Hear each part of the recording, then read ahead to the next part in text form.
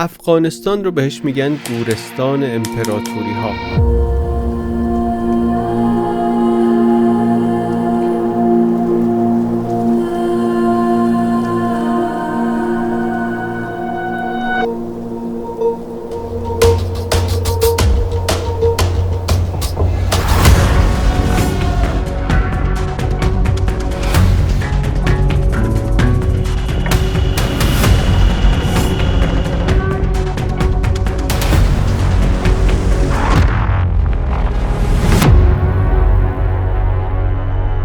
امپراتوری بریتانیا 3 بار امتحان کرد که بگیرتش، نتونست.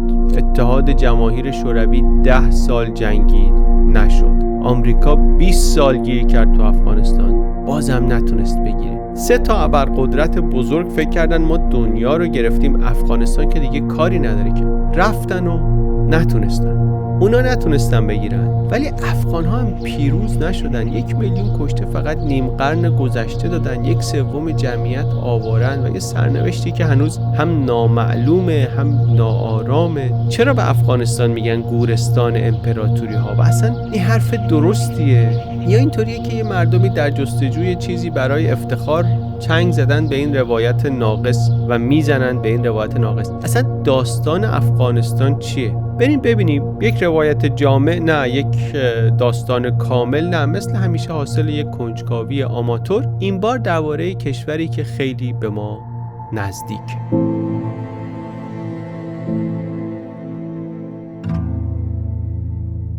از کجا شروع کنیم؟ الان بلدیم دیگه. داستان هر کشوری رو، نقشه رو باز میکنیم و شروع میکنیم. افغانستان اینجاست. یکی از اون کشورهایی که به هیچ دریایی راه نداره. 6 تا همسایه داره، از 3 تا منطقه مختلف، از آسیای مرکزی، از شرق آسیا و از غرب آسیا.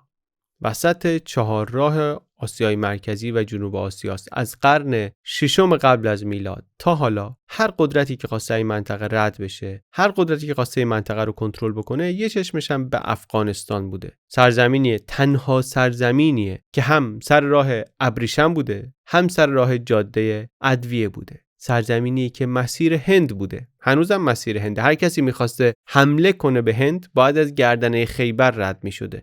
فاتحان هند همه از افغانستان باید میگذشتن و گذشتن و تاریخش هم به تاریخ ایران گره خورده. تا مدت‌ها بخشی از افغانستان جزء ایران بود، هم سرنوشت ایران بود، بر همین هم سرگذشت هم هست با ایران. و نقشه‌اش که نگاه می‌کنیم چی می‌بینیم؟ کوه می‌بینیم، همه جا کوه می‌بینیم. افغانستان یکی از کوهستانی ترین کشورهای دنیاست. رشته کوه هندوکش از وسطش رد میشه، فلات پامیر رو وصل میکنه به فلات ایران و عملاً شمالش رو از جنوبش جدا میکنه. قله‌های بلند داره، نوشاخ 7500 متره، همقد قله‌های بلند هیمالیاست. ولی بجز کوه چیزای دیگری هم داره که خاصش میکنه. یکی آب، یعنی نداشتن آب. افغانستان مشکل شدید آب داره. رودخونه البته کم نداره، آمو دریا داره، هریرود داره، هلمند داره، کابل داره.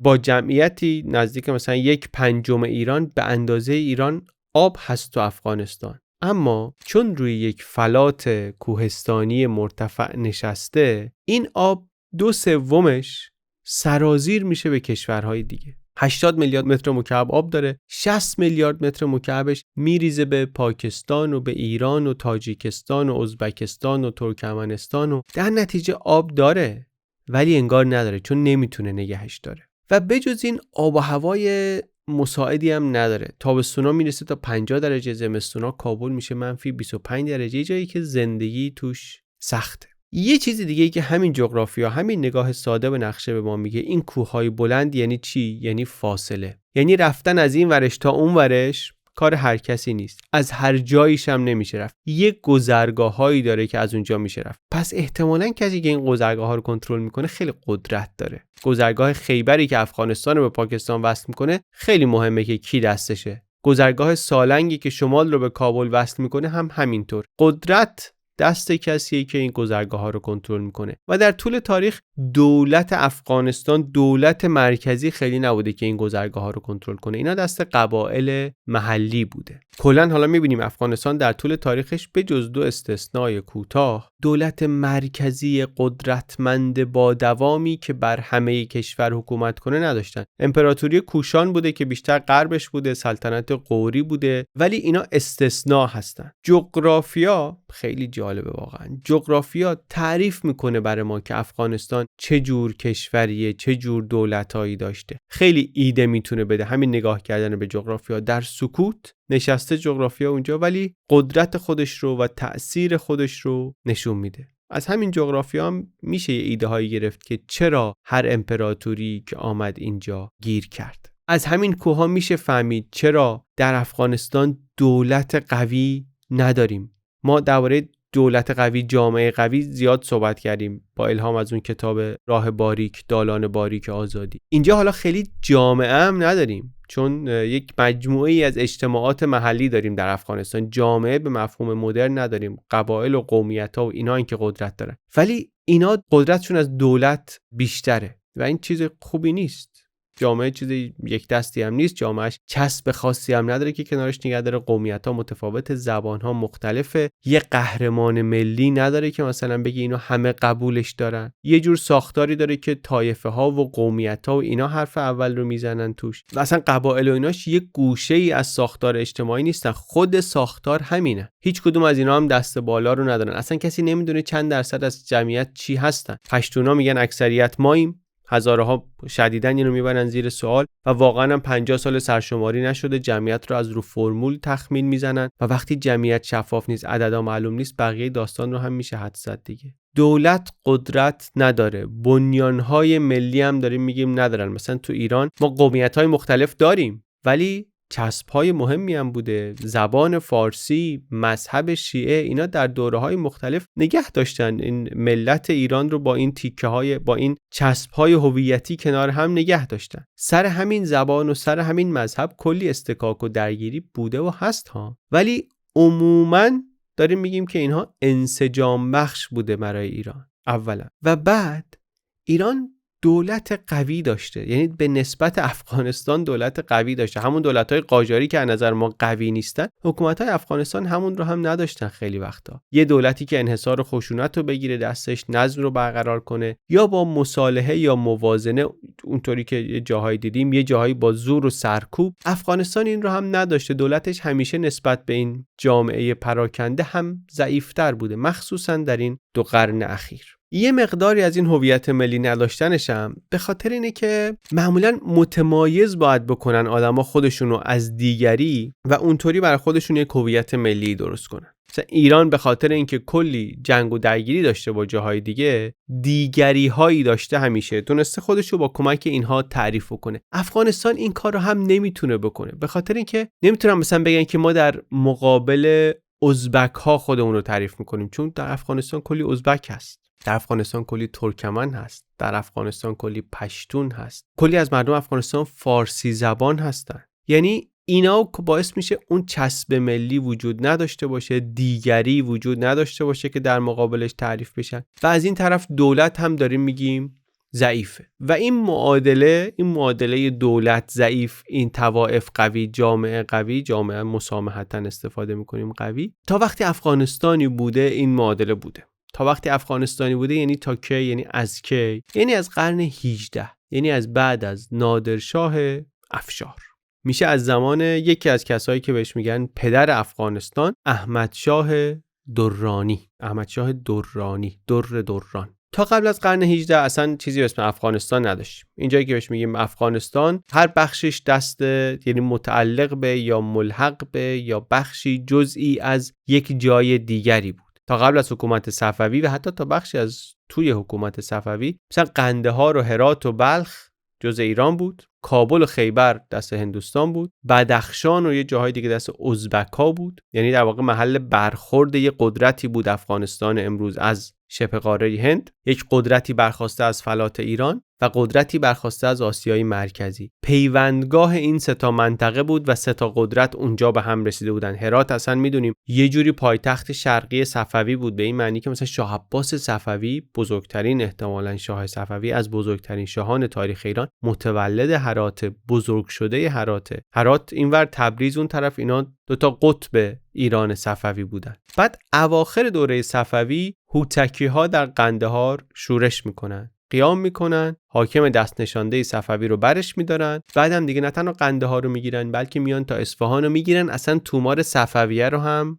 در هم میپیچن. اون چیزی که ما به عنوان حمله افغان‌ها به ایران میشناسیم خیلی توضیح درستی نیست، به خاطر اینکه افغان‌ها از بیرون حمله نکردن به ایران، از داخل شورش کردن و نتیجهش این شد که یه مدت هوتکی‌ها حکومت کردن بر ایران. در اون دوره آشوب بین صفوی و نادرشاه، نادر آمد و شروع کرد شمشیر زدن و گرفتن همه ایران و بعدم به سمت شرق و هرات رو گرفت و رفت قندهار. بعد از یک محاصره طولانی قندهار رو گرفت. در قندهار یک جوانی بود از خانواده پشتون، از قدرتمندان محلی، از خاندان ابدالی، به نام احمد خان. خیلی زبر و زرنگ و خیلی رزمی و اینا، و اینو نادر میاره تو دستگاه خودش، میاد تو سیستم نادر و میاد بالا و میشه از فرماندهان برجسته نادری، مخصوصا در لشکرکشی‌های نادر به هند همیشه هست و حواسش هم جمعه، ایده میگیره. بعد وقتی نادر در 1747 ترور میشه، در خواب میکشنش، احمد خان قبل از این که خبر پخش بشه و همه بخوام بفهمن چی شده، میره الماس کوه نور رو میذاره جیبش، مهر سلطنتی نادرم میزنه زیر بغلش.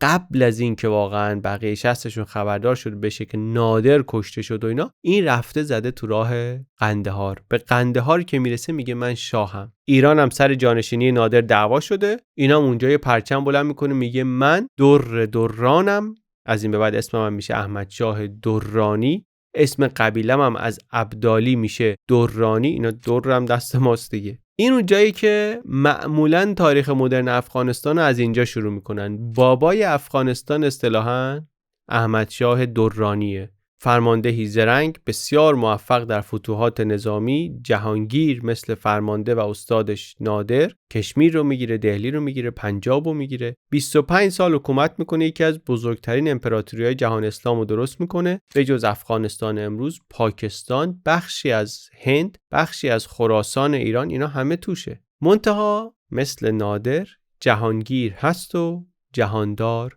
نیست. یعنی اهل نیست که حالا حکومتی بسازه و دیوانی بسازه و اداره بکنه، اینا نه از خودش برمیاد نه از دور و بریاش برمیاد. کاری که میکنه برای اینکه بتونه بر این قوم و قبایل مختلف حکومت کنه، معامله میکنه. پشتونا رو میاره میکنه ستون فقرات ارتش. قزلباشای شیعه رو که از ایران اومده بودن، اینا میشن دیوان سالار و مدیران مثلا بوروکراسی. بلوچا میان مثلا تو ارتش. قبایل شمال هندوکش، تاجیک‌ها و ازبک‌ها و هزاره‌ها و ترکمن‌ها، اینا رو هم به زور میاره تحت حکومت خودش هم میشه رئیس رؤسا. سران قبایل میشن مثلا مشاورش و به اینا پول میده و اینا هم سرباز بهش میدن و مقاومت قبایل در مقابل مثلا حکومت مرکزی داشتن و اینطوری کم میکنه و امپراتوریش میشه از خراسان و مشهد و کابل و غزنی و پیشاور و پنجاب و کشمیر و هرات، همه جا رو میگیره. صفویه که نیست، گورکانیان که نیستن، نادر که دیگه نیست، کریم خان اومده که اونم خراسان رو نتونسته بگیره. امپراتوریشون بزرگ هست ولی قوی نیست، یعنی قدرت همچنان دست قبیله هاست. شاه بدون رضایت سران قبایل کاری نمیتونه بکنه. یعنی دولت قوی نیست. دولتی که قوی نیست پس پول از کجا میاره که این همه کشور گشایی کنه؟ از همون جایی که نادر می آورد. میره هند و غارت میکنه. افغانستان خودش سرزمین فقیری بود، منابع کافی نداشت، ولی احمد شاه درانی درساشو پیش نادر خونده بود. قرنها پیش ایده گرفته بودن از سلطان محمود غزنوی، راه به راه میرفتن غارت هند. 20 سال حکومت کرد، 9 بار لشکر به هند کشید. میرفت غنایم جمع میکرد، میآورد تخم میکرد بین سران قبایل. بجز این به ترکستان حمله میکرد، به خانات خیوه حمله میکرد، به خراسانی که مثلا بازمانده‌های افشاریا بودن حمله میکرد، ولی اهل اداره مملکت نبود. دور و بریاش هم گفتم خیلی سواد و چیزی هم نداشتن واقعا. و دولتی که به غارت وابسته است خب خیلی پایدار نیست دیگه. پولش بالاخره یه روزی تموم میشه، پولم تموم میشه دیگه نمیتونه اون وفاداری قبایل رو بخره و تمام میشه. خیلی از این نظرها شبیه به وضعیت نادر، هرچند با ترور نمیمیره، یه بیماری میگیره، میگن سرطان صورتی میگیره، دماغش نمیدونم چی میشه، خلاصه از دنیا میره. کی؟ در 1772.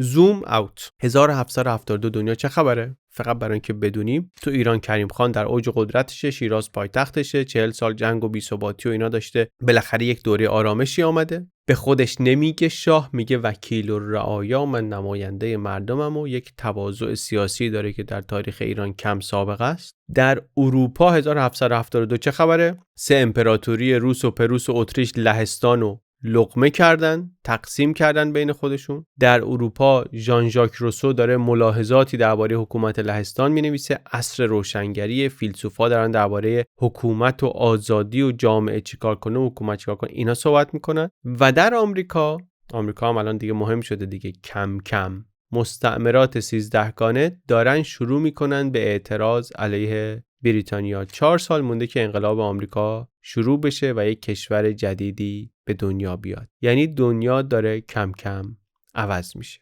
و ما که داستان آمریکا رو یه خوردی دربارش کار کردیم، میدونیم وقتی میگیم آمریکا داشت شروع میشد، مستعمرات 13 گانه داشت سرشون در میومد، یعنی چی؟ برای چی سرشون در میومد؟ چون مالیات رفته بود بالا، چون دولت بریتانیا مالیات بسته بود بهشون. دولت بریتانیا چرا مالیات بسته بود بهشون؟ چون جنگ میکرد با فرانسه، جنگ‌های 7 ساله داشت با فرانسه.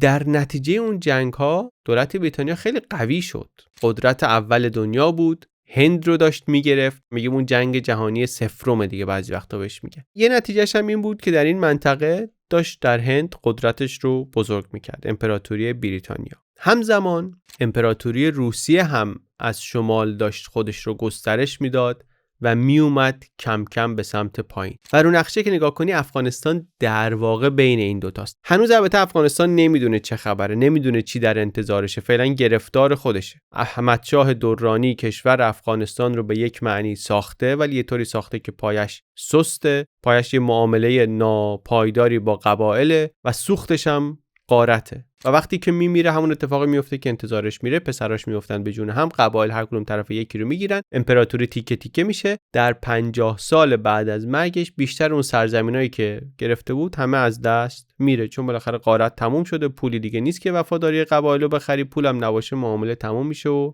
همه چی هواست. و این همزمان میشه با جلو اومدن اون دوتا امپراتوری که گفتم، امپراتوری بریتانیا و امپراتوری روسیه تزاری. اینجا افغانستان میفته وسط یک بازی خطرناکی بین این دو ابرقدرت، چیزی که معروف شد به بازی بزرگ. داریم وارد قرن 19 میشیم، سالهای 1800. افغانستان دیگه اون امپراتوری احمد شاه نیست، همون کنفدراسیون پراکنده قبایل. شهرهای افغانستان هم دیگه مثل قبل، مثل قرنهای گذشته سر راه تجارت نیستن. راه ابریشم خیلی افت کرده، دنیا دریایی شده، تجارت دریایی بالا گرفته. افغانستان هم که گفتم دریا نداره. راه ادویه هم از بین رفته به خاطر اینکه اون تجارت هم از راه دریا داره انجام میشه. افغانستانی که تقاطع این راه ها بود تبدیل شده به یک فضای خالی، به یک خلأ. اون مناطقی که امروز بهش میگیم آسیای میانه که تجارتشون از اینجا میگذشت دیگه دارن بیشتر وصل میشن به روسیه. شبکه حمل و نقل روسیه آبی و ریلی داره خودشو میرسونه به شرق کاسپیان. ایرانیا که با افغانستان تجارت میکردن الان دیگه تجارتشون بیشتر با عثمانیه و با غرب. هند هم که همه تجارتش شده دریایی. اصلا امپراتوری جدید دنیا، قدرت بزرگ دنیا از راه دریا داره بزرگترین امپراتوری تاریخ بشر میشه. پس افغانستان گرفتار میشه، خیلی شدید گرفتار میشه بین این دوتا. هندی که در واقع بریتانیا گرفتدش، راج بریتانیا، و روسیه‌ای که 100 سال پیش این شکلی بود، حالا داره این خاننشین‌های آسیای مرکزی رو یکی یکی میگیره. 50 سال بعد از مرگ احمدشاه درانی خانواده دارن همدیگه رو میخورن، پسرا با پسرا میجنگن، نوه‌ها با نوه‌ها میجنگن، هر کی میخواد شاه بشه اول برادرش رو باید بکشه، تا زمان نوه احمدشاهی که به نام شاه شجاع یه چند سالی حکومت میکنه، میفته، قدرت رو از دست میده. در 1826 یک پشتون دیگری به نام دوست محمد خان که البته درانی نیست، از قبیله بارکزاییه اگر اسمشو درست یادم باشه، این میاد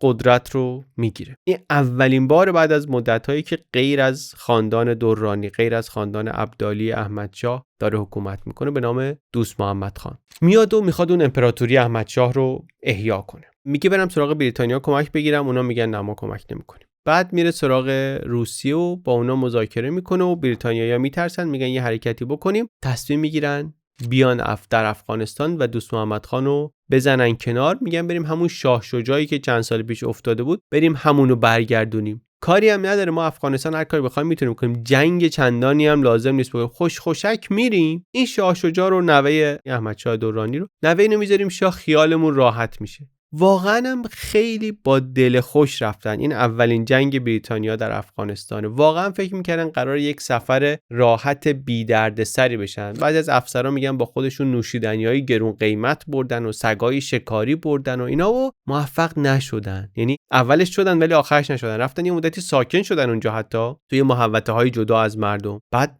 مردم به اینا شکاک و بدبین بودن. بعد کم کم زن و بچه های افسرهای انگلیسی اومدن اضافه شدن. افغانا گفتن نه اینا مثل که اومدن بمونن. بعد کاری که می‌خواستن بکنن رو کردن. دوست محمد خان رو گذاشتن کنار و شاه شجاع رو گذاشتن سر کار و این جا نیفتاد. گفتن که این فاسده و این عروسک دست اجنبیه و بعدم شایعه شد که افسران انگلیسی به زنان افغان تجاوز کردن، تعرض کردن. دیگه وای ناموس مسلمان و شور بالا گرفت و اون دوست محمد خانم فرمان جهاد داد. این شد مقدمه جنگ اول بریتانیا و افغانستان به سال 1839.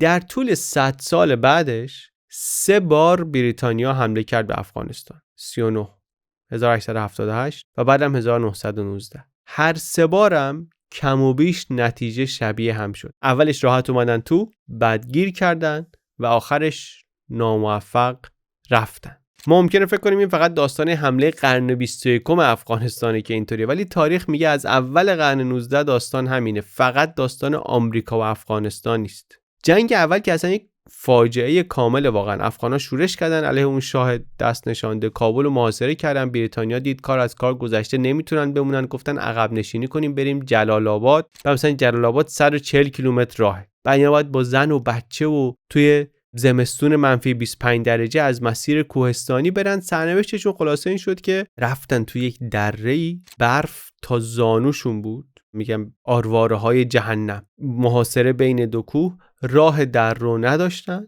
و گیر کردن و افغانا از بالای کوه منتظرشون بودن. یکی اینا رو انداختن. 17,000 نفر بودن. میگن از این 17,000 نفر 1 نفر رسید جلال آباد.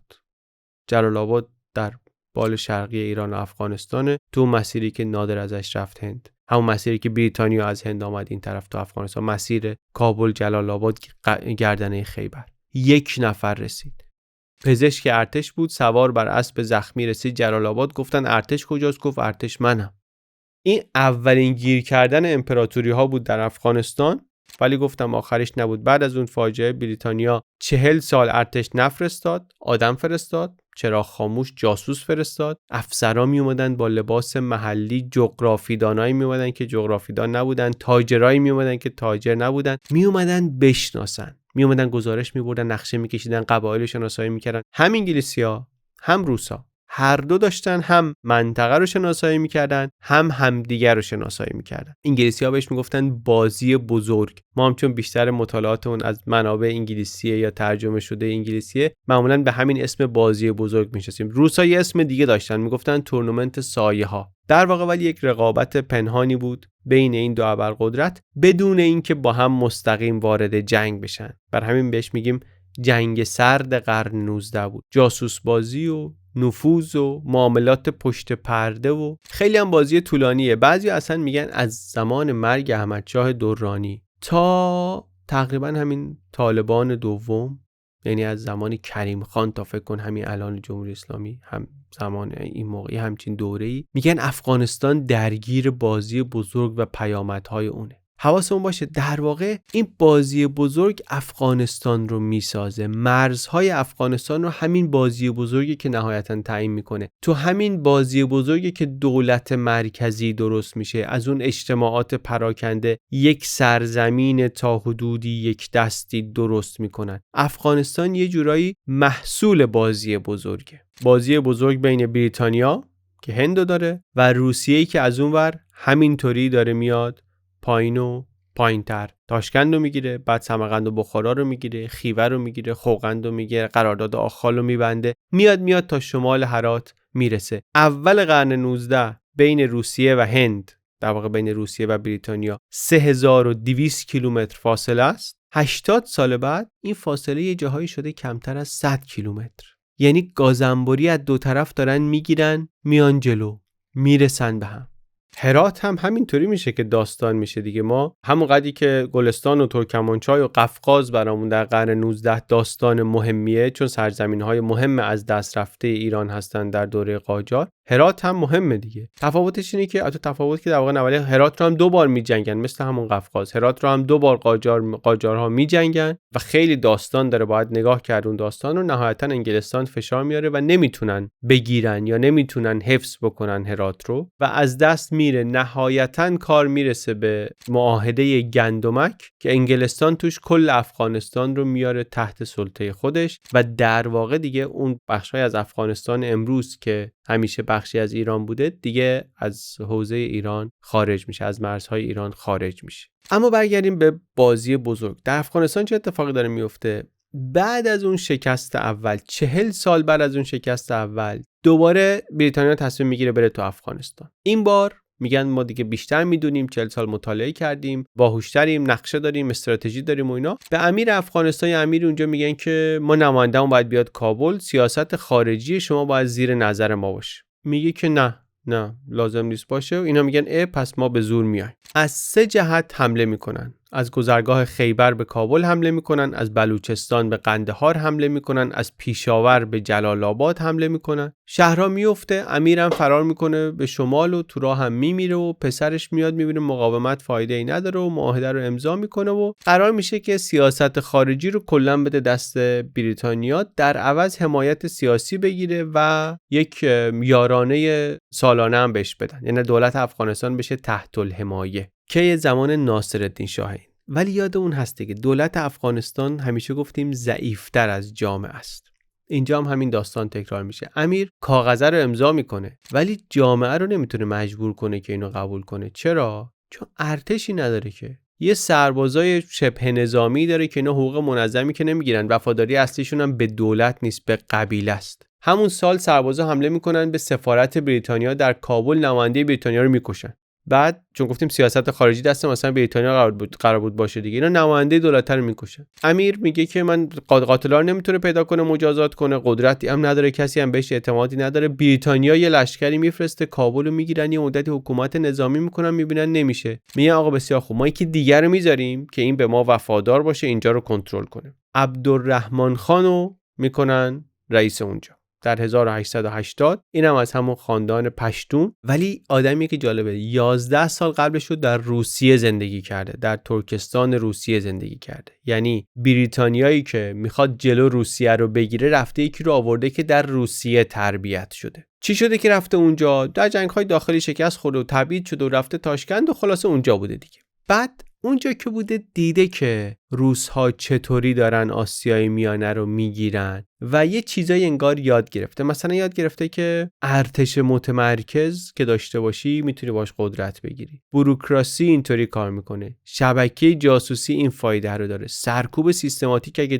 بتونی بکنی اینطوری جلو میافتی. و خیلی از اینا میشه چیزایی که بعدا خودش سعی میکنه پیاده کنه و یه چیزایش هم میشه یه چیزایی که مصمم میشه که اصلاً پیاده نکنه. مثلا ایشون میبینی که روسا با راهن و تلگراف و مدرنیزاسیون و اینا این خاننشین ها رو یکی یکی میگیرن. وقتی برمیگرده افغانستان تصمیمش رو گرفته که سفت وایسه که تلگراف و راه آهن و مدرنیزاسیون و اینا اصلا وارد افغانستان نشه. چون فکرش اینه که اگه بشه اینا میان میگیرن. میره پیش بریتانیا میگه من اینجا رو اداره میکنم، شما براتون چی مهمه؟ مهم اینه که روسیه نیاد دیگه، اون با من، شما به من پول بدین، من اینجا دولت مرکزی قوی درست میکنم، یه کاری میکنم که دست روسا نیفته. عبدالرحمن خان اولین حکومتی رو در افغانستان درست میکنه که واقعا متمرکزتر نسبت به بقیه، منتها تمرکزش اینطوریه که نه که سیستم متمرکز داره، همه چیز خودشه، خودش پادشاه، خودش قاضی، خودش رئیس پلیس، امیر آهنین بهش میگن، روزی هم 18 ساعت میگن کار میکرد و واقعا هم بزرگوار همه کشور رو اداره میکرد با یک سیستمی از ترس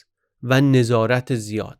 سیستم درست میکرد، رژیم داشت درست میکرد، اولین شبکه اطلاعاتی منظم رو انداخت، جاسوس همه جا، والیا، امیرا اینا شب با ترس میخوابیدن. پولم از بریتانیا میگرفت، ارتش ساخت 60,000 نفر وفادار به خودش نه به قبیله. بعد خیلی زرنگ از دین استفاده کرد، گفت خدا این رمه رو، این گوسفندانش رو به من سپرده. خودش میگن عالم دینی نبود، مثلا نماز نمیخوند و یه اهل نوشیدن و اینا بود و اینا، ولی بلد بود چطوری استفاده کنه. گفت خواب دیدم یه آقایی با شال سبز بر اسب سفید سوار بود، فرمان رهبری به من داد، روحانیون رو کنترل میکرد، براشون برنامه آموزشی گذاشت، امتحان دولتی گذاشت، حقوق دولتی گذاشت، کارمند دولتشون کرد و سفت وایساد جلوی راه آهن، تلگراف، هر چیزی مدرنی گفت اینا نیان. هر چی کشور عقب مونده تر باشه، قدرت‌های خارجی کمتر وسوسه میشن. یک دژ مستحکمی انگار ساخت، ولی جاده‌هایی رو که به این دژ میرسه آسفالت نکرد. این چند دهه قبل از آتاتورک، چند دهه قبل از رضا شاه که میخواستن اینا با مدرنیزاسیون و سکولاریسم و اینا دولت قوی بسازن. عبدالرحمن خان میخواست بدون مدرنیزاسیون با استفاده از دین دولت قوی بسازه با یک الگوی کاملا متفاوت که جالب این که تا حدی موفقم شد. 20 سال 21 سال حکومت کرد. برای اولین بار بعد از احمدشاه درانی افغانستان یه دولت مرکزی داشت که واقعا قدرت داشت. قضاوت‌ها البته دربارش خیلی متفاوته، همین الان هم متفاوته. از اینکه بپرسی این چه جور آدمی بود بستگی داره که از کی داری میپرسی. به قومیتش ممکنه بستگی داشته باشه. از یک پشتون ملی‌گرا اگه بپرسی ممکنه بگه عبدالرحمن خان بنیانگذار افغانستان مدرن بود. مرد آهنینی بود که افغانستان رو یک پارچه کرد، جلوی بریتانیا و روسیه رو گرفت. از هزاره بپرسی احتمالاً میگن نسل کش بود، ظالم بود، اجداد ما رو کشت، هویت ما رو شکست. و هیچ کدوم هم نمیشه بگی دارن غلط میگن. این حالا موضوع خاص عبدالرحمن نیست، موضوع خاص افغانستان هم نیست، ولی اینجا خیلی برجسته است دیگه. اونی که برای یک قهرمان ملیه برای دیگری ممکنه فرمانده نسل کشی باشه. و این یه یادآوری دیگه است برای ما که تاریخ واقعا یه چیز نیست، یک مجموعه فکت نیست. خیلی بستگی داره که از چه چشمی بهش نگاه کنی، چه عینکی بهش داری میزنی. تاریخ ملی میخونی، قومی میخونی، قبیله‌ای میخونی، بر اساس یک سری ارزش‌های جهانی و فراملی میخونی. اینا روی روایت، روی کلمه‌هایی که استفاده میکنیم ما برای تعریف کردن داستان تأثیر میذاره. این خیلی صادقانه من به شما بگم اینطوریه. این واقعا همیشه اینطوریه. وقتی تاریخ میخونیم همیشه اینطوریه. در مورد عبدالرحمن خان افغانستان هم همینه. کسیه که اون مشکل دولت ضعیف افغانستان رو یه راه حلی براش ارائه داد. راه حلش سرکوب شدید بود، کشتار بود، رفتن به سمت اسلام اینطوری بود، ولی این کاری بود که کرد. 40 تا حرکت، شورش، خیام، خیزش، اینا رو میگن سرکوب کرد. حرکت قلجایی ها رو یکیش بود، یکی از اقوام پشتون. هوتکی‌های جزء همینا بودن دیگه. میگن اینا رو به رسم چنگیز و تیمور از سر 2000 تا کشته اینها مناره ساخت. یه کاری که با هزاره ها کرد. هزاره ها قرنها تونسته بودن یه جوری اینجا زندگی کنن، مستقل نبودن، ولی کسی کاری به کارشون نداشت به اون معنا. اغلب در شمال و مرکز افغانستان در هزارجات و اینا زندگی میکردن. جمعیت بزرگی بودن، شیعه بودن و زیر بار حکومت مرکزی هم نمیرفتن. این شد درگیری اول با مامورین مالیاتی و بعدم با دولت عبدالرحمن و یه طوری اومد که اساساً هویتی اینا رو نابود کنه. میشه اواخر دوره ناصری ایران یک فتوا از علما گرفت که هزارها کافرن، کشتنشون ثواب داره، جایزه گذاشتن، هر کی علیه هزارها بجنگه میتونه زمیناشون رو واسه خودش ورداره، زن و بچه‌شون رو میتونه به عنوان برده نگه داره. هزارهای عمدتاً کشاورز مزارعشون سوخت، خونه‌هاشون سوخت، زندگی‌هاشون نابود شد. کشتار و تجاوز و بردگی و آوارگی و حتی اونایشون که تحت فشار سنی شدن رفتن جای دیگه، اونا هم در امان نموندن. بعضی وقتا بهم میگن نسل کشی، بعضی وقتا میگن نه این هویت کشی بود، به خاطر اینکه حتی زنده ها رو هم میخواست محو کنه. و این داستان نقل میشه نسل به نسل، زخمش تازه میمونه. همچی حکومتی دوران عبدالرحمن خان، از معدود دولت‌های قوی تر از جامعه در تاریخ افغانستان. بگذاریم از مشکل مشروعیتی که داشت با این روش حکومت یا مشکل وابستگی که داشت به حمایت مالی بریتانیا، برسیم به یه یادگاری مهمی که از دوره ایشون مونده برای افغانستان و هنوزم موضوعیت داره و هنوزم مطرحه. مرز افغانستان با هند، شاید مهمترین و بحرانی ترین مرز افغانستان تا همین امروز، مرز دیورند. اسمش خود عجیبه چون در واقع اسم انگلیسیه دیگه، اسم یک آدم انگلیسیه که این خط رو کشید، گفتش که اینجا باشه مرز هند و افغانستان، که امروز در واقع میشه مرز پاکستان و افغانستان. دیپلمات بریتانیایی بود، اومد کابل، یه سال بعدش هم وزیر مختار بریتانیا شد در تهران. 3 تا کتاب نوشت درباره نادرشاه و ایران و اینا، کتاب نوشت و اینا، کاری نداریم. ایشون مرز هند و افغانستان رو یه طوری کشید که از وسط منطقه های پشتون نشین رد میشد. یعنی چی؟ یعنی پشتونا یه سریشون افتادن اونور مرز تو هند، یه سریشون افتادن تو افغانستان. بعد مرزم هستن، یعنی از پامیر میره تا بلوچستان، 2640 کیلومتر. مقایسه بخوای بکنی کل مرز شرقی ایران با افغانستان و پاکستان رو هم دیگه 2000 کیلومتره، این 2600 کیلومتره. این آقای دیورند گذاشت جلوی عبدالرحمن خان، اونم قبول کرد. طبعا سیاست خارجی با بریتانیا بود، نمیتونست بگه. این مرز رو یادتون باشه 130 سال بعد طالبان از همین مرز استفاده کرد که قدرت رو گرفت، چون اونور مرز پناه میگرفت، میرفت اینور مرز میجنگید، بعد میرفت اونور مرز پناه میگرفت. یعنی مرزی که برای منافع بریتانیا کشیده شد بعدن شد ابزار قدرتگیری طالبان. میرسیم حالا به این. عبدالرحمن خان چی شد؟ گفتیم با سرکوب و شورش و کمک بریتانیا بالاخره حکومتشو نگه داشت، ولی وقتی مرد کشوری که ازش موند جامعه‌ای داشت زخمی، ناراضی و پر از شکاف.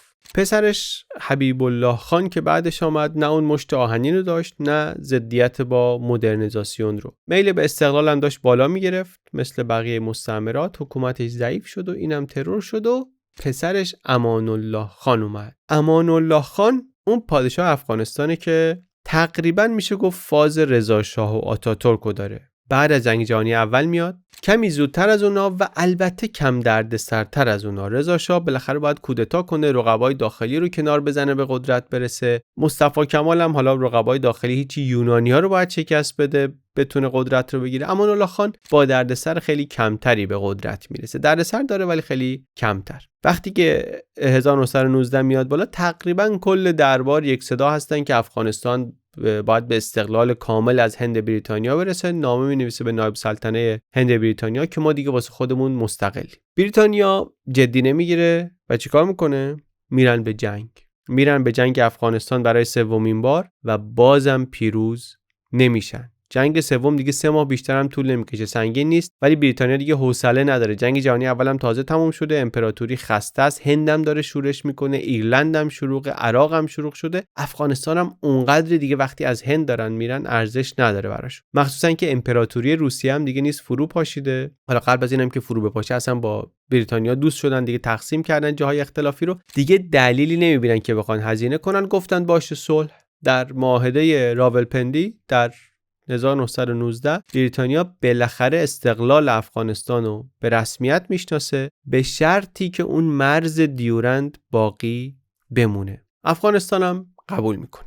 اهمیت امان الله خان ولی بیشتر به اینا نیست، بیشتر به اون پروژه مدرنیزاسیونشه. ایده اینه که برای اینکه دوباره خارجی افغانستان رو نگیرن، کشور رو باید بسازیم. منتها راهش برای حفظ استقلال با راهی که عبدالرحمن خان در پیش گرفته بود کاملا متفاوته. اون میخواست مدرن نشن، این میخواست مدرن بشن. گفتم مثل آتاتورک، مثل رضا شاه، تقریبا برنامه‌هاشون شبیه همه.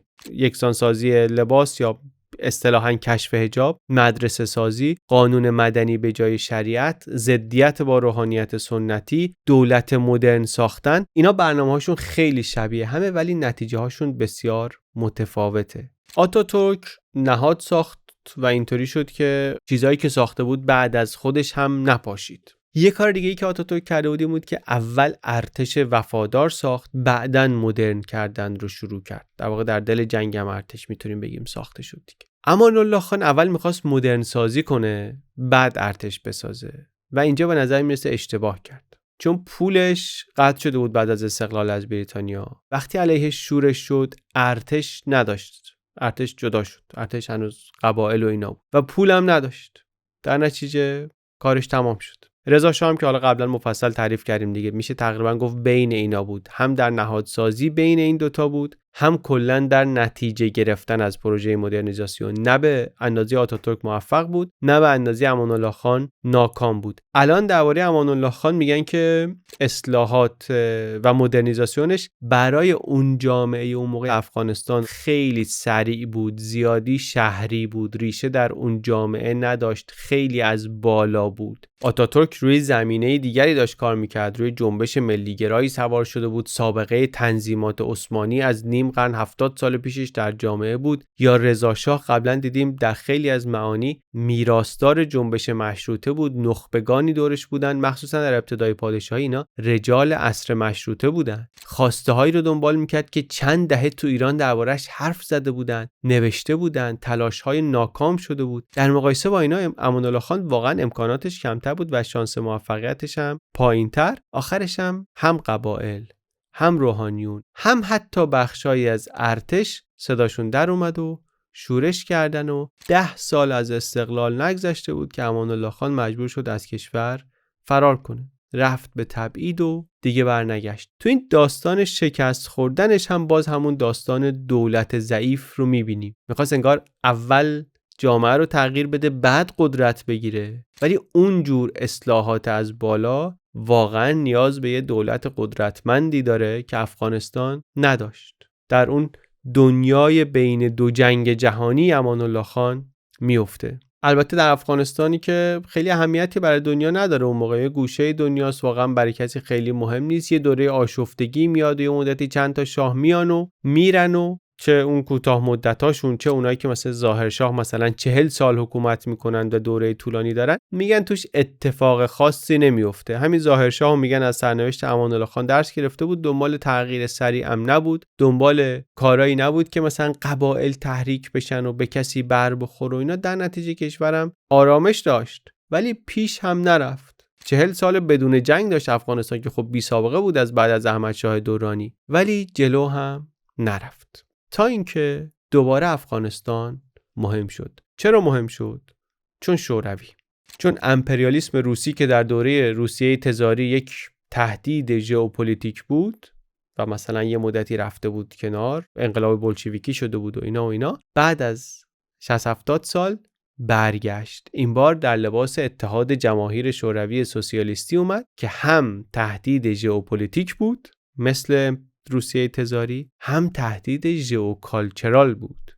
همسایه قدرتمند شمالی افغانستان همون همسایه قدرتمند شمالی ایران بود، ابرقدرت دنیا بود، یک پای جنگ سرد قرن 20 با امپریالیست اون طرف آب بود، ایالات متحده آمریکا. در طول جنگ سرد بازی افغانستان اینطوری بود که یه مدتی از هر دو طرف پول میگرفت. آمریکا پول میداد که افغانستان کمونیست نشه، شوروی پول میداد که افغانستان غربی نشه، اینم از هر دو طرف میگرفت که مثلا بی طرف بمونه. و تا وقتی که دو طرف راضی بودن کار میکردیم بازی. یه دوره 10 ساله‌ای بین 1963 تا 73 فضا باز شد که گروه‌های مختلف و افکار متفاوت و اینا بیان وسط. اینجا گروه‌های چپ اومدن تو. دنیای دهه 60 و انقلاب فرهنگی اروپا و آمریکا و خشم جامعه آمریکایی و جامعه غربی از وضعیت آمریکا مخصوصا در ویتنام و اوج محبوبیت ایده‌های چپگرایانه. اصلا همین داستان انقلاب ایرانو میشه کلاً در ادامه جنبش‌های چپگرایانه و اینای اروپا و آمریکا هم دید. بعضیا یکی از مؤثرترین اتفاقات انقلاب ایران رو این میبینن، اصلا این بستر جهانیش میبینن. در افغانستان هم فضا اینجوری بود تا یه حدی، تا یه جایی که دیگه 73 ظاهر شاه رفته بود ایتالیا، پسرعموش محمد داوود کودتا کرد و اون سلطنت 250 ساله رو تمام کرد. کمونیست نبود ولی مثلا ناسیونالیستی بود که با کمونیستا میتونیم بگیم دست داده بود برای کودتا و بعدم البته باهاشون در افتاد، آخرم کشتنش و یک حزب کمونیستی انقلاب کرد و انقلاب کمونیستی وابسته شوروی هم بودن، رفتن همون الگوی امان الله خان و اصلاحات از بالا و اصلاحات ارضی و کشف حجاب و سرکوب شدید و ضدیت با دین و از این کارا رو پیاده کنن بدون اینکه دولت قوی داشته باشن. دوباره اینا همه کارهایی که ما دیدیم، اینا دولت قوی میخواد. اصلا قضاوت اینو نمی‌کنیم که اینا کارهای خوبیه، کارهای بدیه. کسی که میخواد این کارا رو بکنه برای اینکه بتونه انجام بده باید دولت قوی داشته باشه. وقتی دولت قوی نیست، جامعه قبایل قوی ترن، نمیشه. مقاومت کردن، شورش کردن، اینا هم سرکوب کردن، پلیس مخفی را انداختن، بازداشت‌های دست جمعی، شکنجه، اعدام، بمباران روستاها، نتونستن کنترل رو حفظ کنن. برادر بزرگتر از مرزهای شمالی تصمیم گرفت خودش وارد بشه. شبیه الگویی که در کشورهای کمونیستی دیگه هم پیاده کرده بودن در دهه‌های پیش، این بار ولی چند دهه بعد شوروی که دیگه شوروی دهه 50 نیست، در جغرافیایی و در بستر اجتماعی و جهانی بسیار متفاوت از اروپای شرقی دهه 50 و 60. 1 سال از انقلاب 57 ایران نگذشته که تانک‌های شوروی میریزن تو افغانستان و افغانستان وارد یک دوران وحشتناک دیگری از تاریخش میشه. ایده شوروی مثل ایده همون بریتانیا بود که میریزیم ضربتی عملیات میکنیم، این دولت کمونیستی در حال سقوط رو نجات میدیم، جاشو سفت میکنیم، میریم. رفتن 10 سالی موندن، گیر کردن در این گورستان امپراتوری ها. اومدن رئیس جمهور رو کشتن، خودشون یکی رو گذاشتن جاش، کنترل کابل و شهرهای دیگر هم دادن بهش، ولی مناطق روستایی رو نتونستن بگیرن، بقیه افغانستان رو نتونستن بگیرن. یعنی اصلا جنگ سر کنترل مناطق غیر شهری یه چیزی بود که باعث شد این جنگ نه 1 ماه و 2 ماه، نه 1 سال و 2 سال، 10 سال بشه فاجعه‌ای ادامه دار. همه قدرت نظامی شوروی اومد، جت‌های جنگی اومد، هلیکوپتر تهاجمی، هم تانک و توپخانه و روستاها رو بمبارون کنن و مزارع رو بسوزونن و زیرساخت رو بزنن. حالا همون زیرساختی که داشت، میلیون ها مین کاشتن در افغانستان. برآورد میگن 10 میلیون مین کاشتن، هنوز داره قربانی میگیره. تکان دهنده است آمارای، بیش از 1 میلیون کشته، 4 تا 6 میلیون نفر مهاجرت کردن. 1/3 جمعیت اون موقع افغانستان یا رفتن پاکستان یا رفتن ایران. دره پنجشیر 90,000 جمعیت داشت، خالی شد. میگن مناطقی که قرنها آباد بود ویرانه شد. جنگ نبود، این نابودی بود. با کی می جنگید شوروی؟ اگه دولت افتاده بود دیگه داشت با کی می جنگید؟ برای اینکه در مقابل شوروی مقاومت بکنن، گروه‌هایی شکل گرفتن در افغانستان، بهشون میگفتن مجاهدین. اینا میگفتن کمونیستا ملحدن، با خدا دشمنن، اسلام رو میخوان بین ببرن، جهاد واجبه. یک سری مجاهد فی سبیل الله در کوه و کمرهای افغانستان شروع کردن جنگیدن با شوروی. یه خورده عجیبه ولی دیگه، چطوری در کوه و کمر با ابرقدرت نظامی دنیا چطوری تونستن بجنگن؟ فقط نیروی ایمان و اراده بود یا نه؟ جنگ پولم میخواد، جنگ اسلحه هم میخواد. پول و اسلحه رو کی به اینا رسوند؟ اونی که رقیب اون ابرقدرت بود، آمریکا بهشون رسوند. آمریکا منافع خاصی در افغانستان نداشت البته ها، یعنی دنبال چیز خاصی نبود اون موقع. منطق جنگ سرد کشیده بودش. منطق جنگ سرد اینطوری که بازی جمع صفره، چیزی که به ضرر رقیب من باشه به نفع منه، حتی اگه من نفعی توش نداشته باشم. آمریکایی‌ها بعد ماجرای ویتنام دنبال این بودن که سر شوروی تلافی کنن، یه باطلاقی گیر بیارن شوروی گیر کنه توش. گیر کردن شوروی در افغانستان برای آمریکا 2 کار میکرد، هم کمونیسم رو مهار میکرد، هم انتقام ویتنام رو میگرفت. میلیاردها دلار پول ریختن. عملیات سایکلون یکی از بزرگترین عملیات‌های مخفی تاریخ سازمان CIA با مدیریت CIA به واسطه عربستان و پاکستان نه فقط سلاح‌های دستی رسوندن، موشک‌های ضد هوایی استینگر دادن بهشون، این دوش پرتابا دادن که بتونن باهاش هلیکوپترهای شوروی رو بزنن. از مسیر پاکستان می‌بردن کراچی، از اونجا راولپندی، همونجا آموزش میدادن، بعد می‌بردن تو. چطوری می‌بردن تو؟ گفتیم از منطقه‌ای که پشتونا توش بودن. پشتونا یه سریشون پاکستان مونده بودن، یه سریشون اونور مرز در افغانستان بودن. با همون تونستن اینا رو ساپورت کنن و موازنه رو عوض کنن. پاکستان خیلی شریک مهمی بود اون موقع. یه شریک مهم دیگه عربستان بود. عربستان هم به اندازه آمریکا پول ریخت در افغانستان، هزینه کرد و بجز این تغذیه ایدئولوژیک هم کرد. برای یه گروه قدرتمند و ثروتمندی از عربستانیا این جهاد بود. جهاد با کمونیست‌های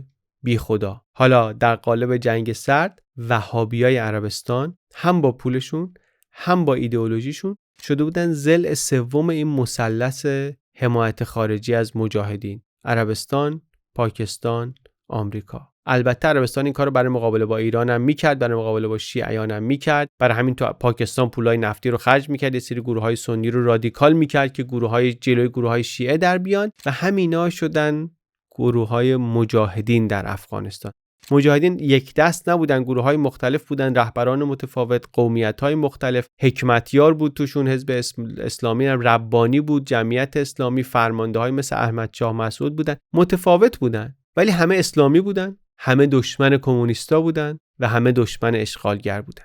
آشناترین اسم شاید برای ما احمد شاه مسعود باشه. اسم بقیه هم البته اون سالها و سالهای بعد تو اخبار زیاد شنیدیم، ولی تصویر مسعود به عنوان یک فرمانده محبوب و کاریزماتیک، یک نیروی مجاهد، شیر دره پنجشیر برجسته بود. تاجیک بود، البته دانشگاه پلی‌تکنیک کابل درس خونده بود، اونجا جذب جریان‌های اسلامی و ضد چپ و اینا شده بود، بعد ول کرده بود رفته بود تکنیک‌های جنگ چریکی و اینا رو مطالعه کرده بود و یک نیروی مؤثری رو رهبری می‌کرد. پایگاه اجتماعی هم داشت بین تاجیک‌های شمال شرق، بین ازبک‌ها، بین ترکمن‌ها، بین فارسی زبان‌های غرب کشور. با 30-40 نفر موقع حمله شوروی شروع کرده بود در دره پنجشیر و بعد رسیده بودن به چند هزار نفر تو این دره باریک 120 کیلومتری اینجای افغانستان نزدیک مرز شوروی. به خاطر این شاهراه سالنگ که مسیر اصلی تدارکات فرستادن شوروی به کابل بود، یه منطقه خیلی استراتژیکی بود.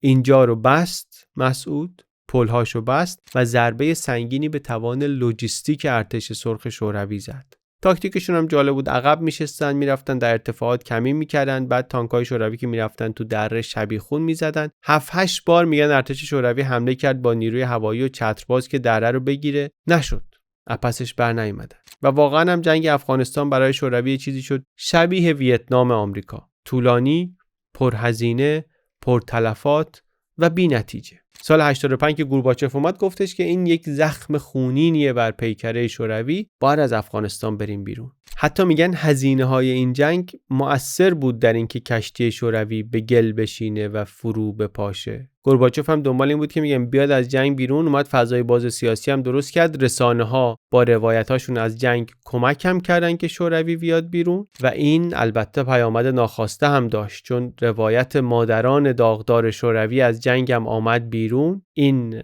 غمی که همراه شد با نفرت از سیستمی که اینقدر نفهمه که تو همچین باطلاقی گیر میکنه. 89 شوروی اومد بیرون، همزمان هم هست با پایان جنگ سرد، همزمان هم هست با افتادن دیوار برلین و دیگه کم کم پرده نهایی اتحاد جماهیر شوروی. هرچند پایان جنگ شوروی معنیش این نیست که افغانستان روال میشه وضعش، نه، رفتن شوروی رو مجاهدین جشن گرفتن، ولی بدترین قسمت ماجرا هنوز شروع نشده بود. شوروی که رفت خلایی ایجاد شد. مجاهدینی که تا دیروز کنار هم می جنگیدن سر کنترل کابل افتادن به جون هم، سر قدرت افتادن به جون هم. 92 تا 96 افغانستان تبدیل شد به جهنم. کابل که در جنگ با شوروی تقریباً سالم مونده بود رفت زیر راکت و گلوله و حکمتیار از تپه‌های اطراف راکت میزد، مسعود از توی شهر دفاع میکرد، غیر نظامیامون وسط. میگن تلفات کابل در این دوره از کل دوره جنگ با شوروی بیشتر بود. بعد تو افغانستانی که بالاخره اون زمینه قومی قبیله‌ای هم داره، جنگ قومی شد. تاجیک‌ها با پشتونا، با هزاره‌ها و همه هم بعد از یه مدتی متهم به جنایت جنگی، به کشتار غیر نظامی‌ها، به تجاوز، به غارت. اول ویدیو گفتم هیچ قهرمانی نیست که همه قبولش داشته باشن. همین احمد شاه مسعودی که میگیم برای تاجیک‌ها شیر دره پنجشیره، برای یک سری از هزارهایی هستن که میگن در ما کشتار کرد. دیگران هم همینطور، کمتر و بیشتر. کشور افتاده بود دست جنگسالارانی که هر کدوم از یه طرف میکشیدن، همه اسلامی، همه مستقیم یا غیر مستقیم تجهیز شده و بالا آمده به دست آمریکا در دهه 80 در زمان ریگان و حالا تو دهه 90 همسایه ها هم هر کدوم دنبال بازی خودشونن. ایران یه جور، پاکستان یه جور، عربستان یه جور، و این وسط یک گروه جدیدی میاد بالا کم کم. از جنوب یک گروه اسلامی مسلحی میان که ما نظم میاریم. معروف شدن اینا بعدن به طالب ها. از 94 اومدن از قندهار گفتن ما نظم میاریم، ما شریعت میاریم، با شریعت جلوی این جنگ سالارا رو میگیریم. ما با این مجاهدینی که قومیتی هستن و سر قومیت و سر قدرت و اینا میجنگن، ما با اینا فرق داریم. ما میجنگیم برای اسلام ناب. و جامعه هم خسته، زخم خورده، یه بخشیش همدل شد با این داستان. با ایدئولوژی اسلامیش لزوما همدل نشد، ولی اون پیامی که برای نظم می آورد پیام دلچسبی بود، خواهان داشت. طالبان خودشون البته پشتون هستن، ولی خودشون رو خیلی درگیر نزاع قومیتی نمیدیدن و نمیبینن. چرا؟ چون 200 سال پشتونا دارن حکومت میکنن. قومیت برای اکثریت نامرئیه، یعنی اون کسی که اکثریت رو داره قومیت رو نمیبینه. و طالبان پشت اسلامی کردن هم میتونه مخفی شده باشه و مثلا یه بعد مهم سرکوباش هم همین داستان قومیتیش بوده باشه در هر دو دوره حکومتش. وارد اون داستان حالا نمیشیم. طالبان کم کم دست بالا رو پیدا کرد. واقعا هم نظم آورد، هرچند نظمی که آورد خودش منبع تازه‌ای از خشونت شد. بجز اون طالبان مسئلهش این بود که خب پول لازم داشت. نظم آوردن هزینه داره و پول این کار رو از تجارت مواد مخدر آوردن. افغانستان در دهه 80 و 90 شد بزرگترین تولید کننده تریاک در دنیا، بیش از 90%. جنگ بود، زمینای کشاورزی نابود شده بود، خشخاش چیزی بود که آب زیادی نمیخواست، سریع رشد میکرد، قیمتش بالا بود. جنگ داخلی افغانستان هم یه بخشش همینطوری تأمین مالی میشد. جنگ سالاران همه از این پول میخوردن و مجاهدین میخوردن و طالبان هم بعدن میخوردن. البته اولش گفتن حرام، ممنوع، اینا، بعد دیدن بدون این پول نمیشه جنگید، گفتن باشه، ولی فقط برای صادرات، فقط برای کفار، برای مصرف داخلی نه. تا سال 2000 90% درآمد افغانستان از تریاک بود، از تریاک و مشتقات تریاک.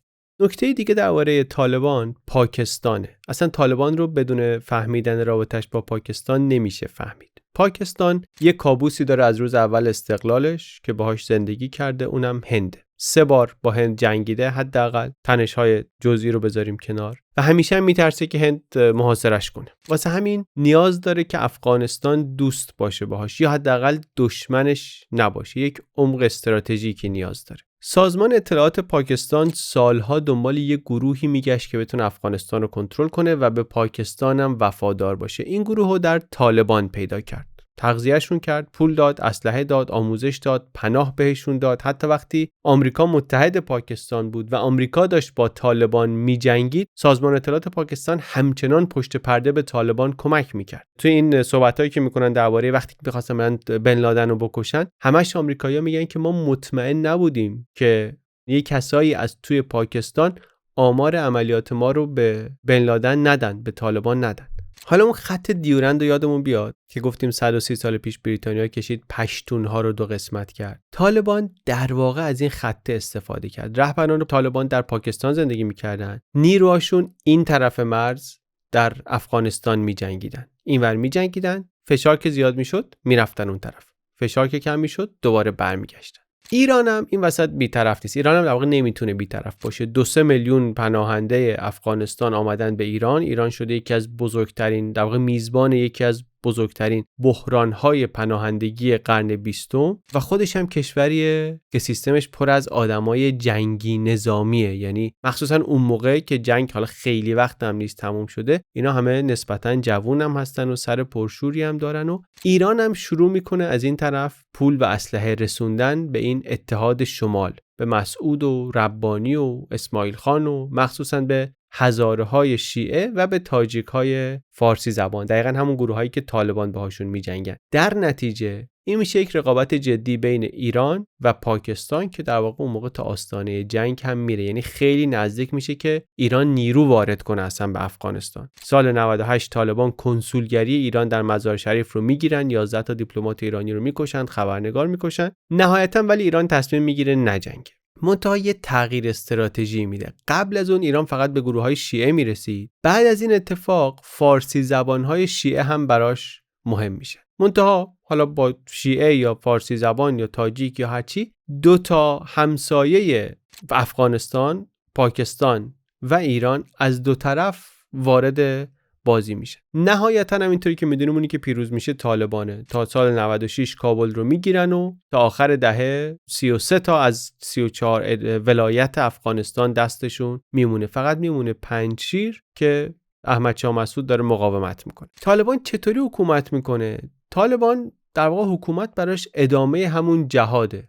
خیلی زود با القاعده پیوند میخوره و ملا محمد عمر رهبر طالبان اجازه میده به القاعده که افغانستان رو بکنن پایگاه آموزشی و طراحی برای عملیات بین المللی و بعد پیوندهای شخصی و خانوادگی و دختر این با پسران ازدواج کنه. و القاعده هم یه چیزی اونم واسه همین جنگ شوروی در اومده دیگه. بن لادن و هزاران عرب جوون اومده بودن افغانستان دهه 80 با پول عربستان با آموزش CIA. بعد که شوروی رفت اینا موندن و با تجربه جنگ و ایدئولوژی و شبکه و خلاص شروع کردن عملیات. از آخر دهه 90 سفارتخونه‌های آمریکا رو اینور اونور بهتر کنن، کشتی‌های آمریکا رو منفجر کنن و اینا. آمریکایی‌ها گفتن ما بن لادن رو می‌خوایم.